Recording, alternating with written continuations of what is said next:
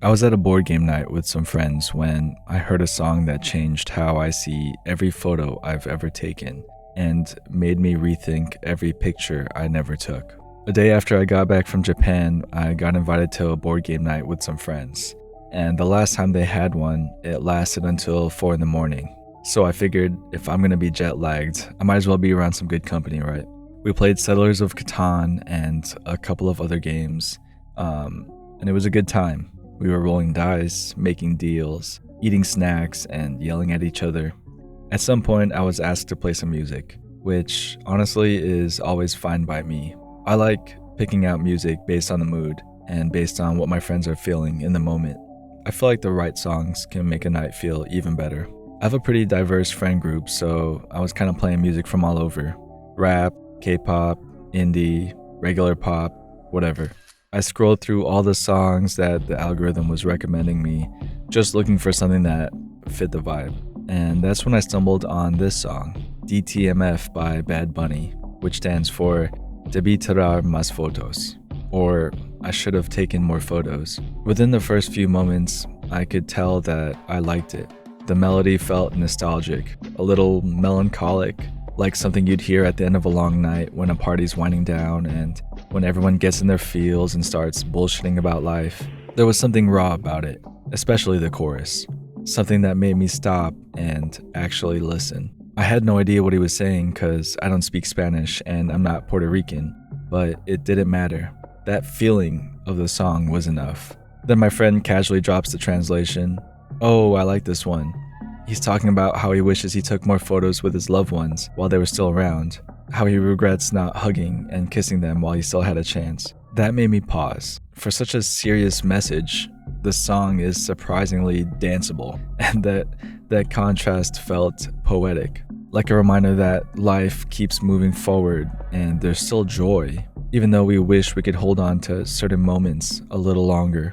I looked down at the album cover and it's just two empty plastic chairs. It's a simple picture, but there's a lot of meaning behind it. It made me wonder who he had in mind when he wrote this song. Even though they weren't there, their absence felt loud, like a presence that you could still feel after somebody leaves a room. Maybe that's why he made this song, to fill the space they left behind. Anyway, I vibed to it, added it to my like songs, and I moved on to the next one. Or so I thought. The next morning, still feeling a little jet lagged, I was in bed scrolling through YouTube shorts, half awake, when I saw a video. Somebody put together a tribute to their dad who passed away, set to DTMF. I'll link the video in the description. And suddenly, everything about that song hit differently. It wasn't just a song anymore, it was a reminder, a painful one. I didn't expect to, but I cried. Grief is weird. 1 minute you're fine, and then the next you're crying over a short video of complete strangers. Have you ever seen that grief analogy with the box and the ball? Imagine a box with a pain button on one side and a ball inside, and that ball represents grief. In the beginning, the ball is huge, bouncing around, constantly hitting the button, triggering pain and grief every day. But over time, the ball shrinks, so it hits the button less often, but when it does, the pain is still just as strong. Grief never fully goes away, but as time passes, the painful moments become less frequent, even though they can still hurt just as hard. And so that tribute was definitely the ball hitting the pain button moment for me. I've had a long streak of some pretty good days, and then bam, grief again. I remember my wife, she was right next to me, and I'm kind of a quiet crier, so when she looked up to ask me a question, she didn't even know I was crying. She was like, "Oh my God, are you okay?" The song in the video made me think about the photos I took with my dad. I thought about all those times at family parties or random Saturdays when we were out for lunch, when my parents wanted to take a picture and I'd feel embarrassed or annoyed. Like, why do we need a picture of this? It's just a Tuesday at McDonald's and I'm mid-bite. But I get it now. They were trying to hold on to that moment. It didn't matter if it seemed ordinary to me because to them, in that moment, something felt special enough for them to want to capture it. And when someone's gone, those little moments become everything.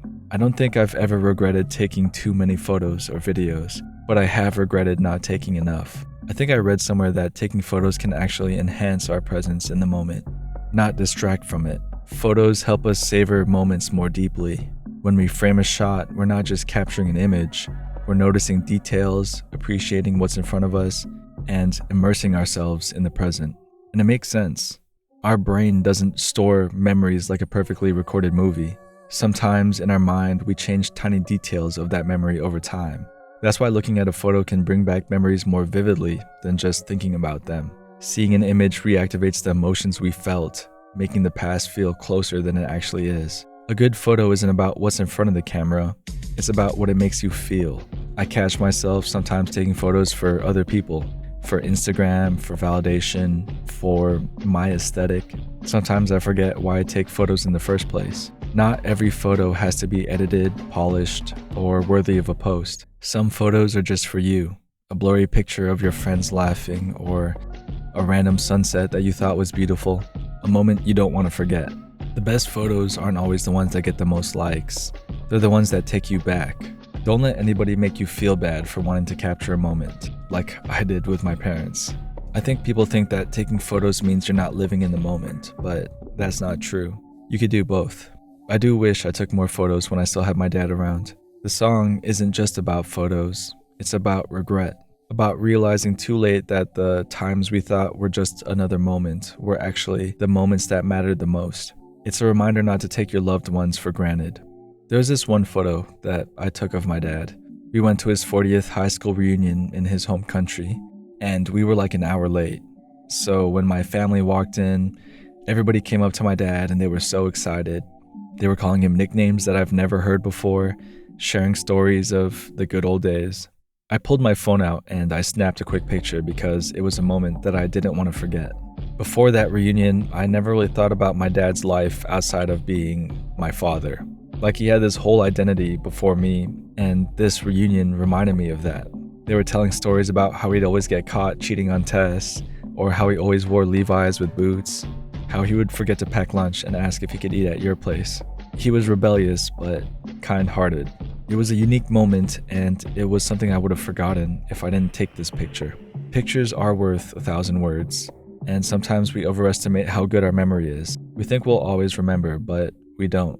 And then one day when you see a picture you haven't looked at in years, and suddenly you're back in that moment. The smells, the sounds, how hot or cold it was, it all comes rushing back. So here's my challenge for you. Sometime this week, take a photo of a moment that makes you feel something. Not for Instagram, not for aesthetics, just for you. And sometime in the future, revisit it. Think about how you felt during that picture and the reason you took it. Let it bring you back, because one day when that moment is gone, the photo will still be there, and I bet you'll be grateful you took it. Later.